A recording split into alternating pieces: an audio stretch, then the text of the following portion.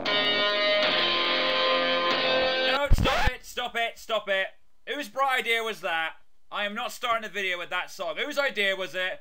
It was mine. You're fired. We are going to do this right, and we're going to do this properly.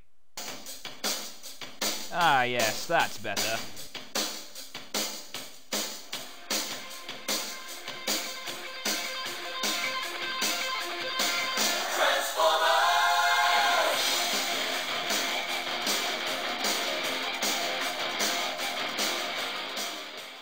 Hey everybody, it's Random DC here with my review of Revenge of the Fallen.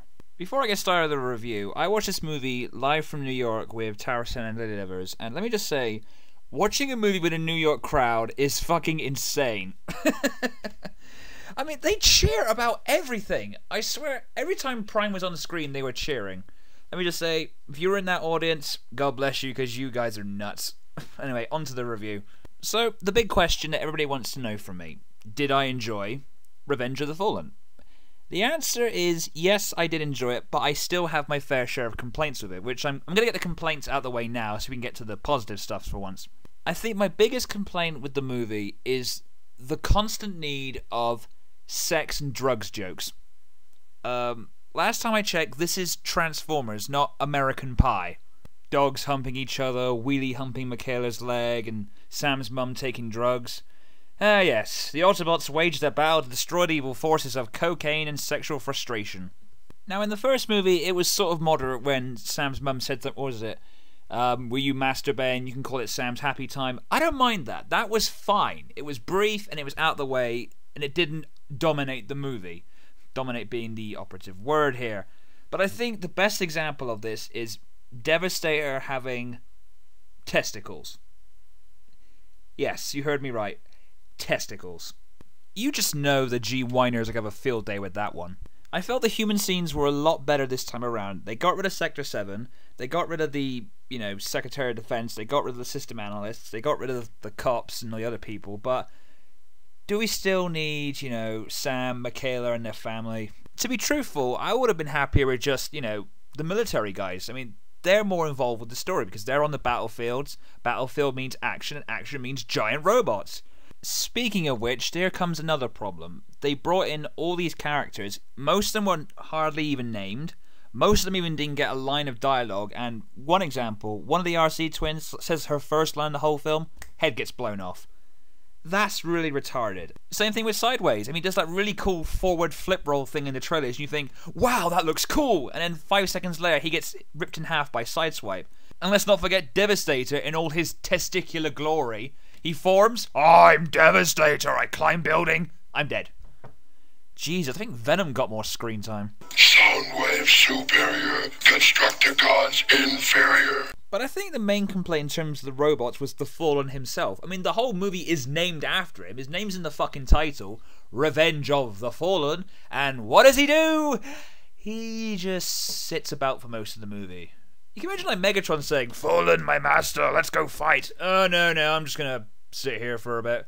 But master, we must go fight. No, I'm just gonna, wait till the main character gets killed off so I can steal his screen time. But you just go on out, I'll catch up in a bit.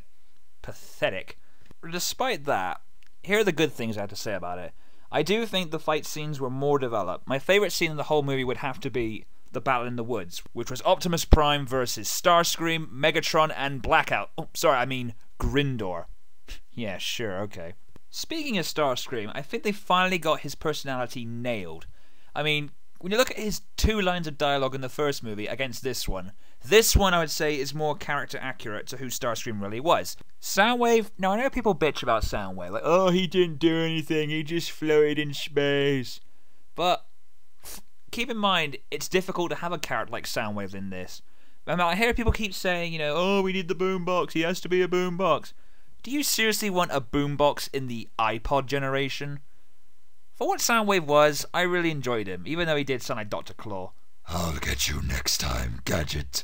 I'd have to say my favourite character in the whole movie was Jetfire, because pretty much that's going to be me when I'm senile and in the old folks' home. Then again, I kind of think I'm already there. I do tend to think this movie was more fan-friendly than the first one, considering, you had the Micromasters in there, Pretenders, Space Bridge, Energon, the matrix of leadership, and more G1 memorable characters. Even though they got 1 or 2 lines of dialogue, but still, it was more fan-friendly compared to the last one. I would have to say, the movie's biggest problem is it's trying to juggle 2 different audiences. On one hand, you have the hardcore fan base, who know the mythos back and forth, all the characters in detail and everything. And on the other hand, you have the casual audience, who enjoy, romance, comedy, and in some cases, toilet humour. If I could give Michael Bay and his motley crew a bit of advice for the possible 3rd movie, which I'm crossing my fingers for because I hope it goes ahead, I do like the movies, but they need a little fine-tuning. This is what I would say. Get rid of the sex and drugs jokes. You're appealing to the wrong audience here with that. 2, at least give the robots 20 lines of dialogue each. Don't just say, "Hi, I'm Sideswipe," dead. It's bullshit. If you're going to have human characters in the story, make them relevant to the plot. The military guys, no problem with that. Sam and his family, got a bit of a problem with that. Because they don't really add anything to the story apart from a cheap laugh. Don't stick characters in at the last minute to promote a new vehicle. Jolt. And finally, the point I must emphasize, for the love of Christ, will you get rid of Linkin Park? They suck! To sum this up, first act of the movie, flawless. You can't fault it. Second act began to really slow down and grade a little bit right after Prime's death. Third act redeems itself a little with Jetfire, but the ultimate climax was a bit of a letdown. Because with the first film, there's a lot of closure. You knew what happened to everybody, but this one, they just kind of just disappear somewhere. Kind of like Barricade. Yeah, where the fuck was Barricade? Okay, if you're a diehard Transformers fan, G1 all the way, you're gonna hate this. If you're a basic Transformers fan who pretty much likes anything that the franchise throws at you, you're gonna get something out of this. I mean, I really enjoyed it. If you're a casual film goer who likes, a summer blockbuster, check this out. Because at the end of the day, it's what it is. It's a blockbuster. It's a mindless action movie, directed by Michael Bay, who probably can't even spell character development. Now, I know people want to say, oh, it's this, it's that, it should have been this, it's apparently racist, but I go to a cinema to see what I think, not what IGN thinks or some famous critic I've never heard of thinks. Maybe, one day, if we all chose to believe our own opinions, then maybe humanity might go somewhere. Fucking doubt it. I'm Random DC. Good night, and good luck. Liberty.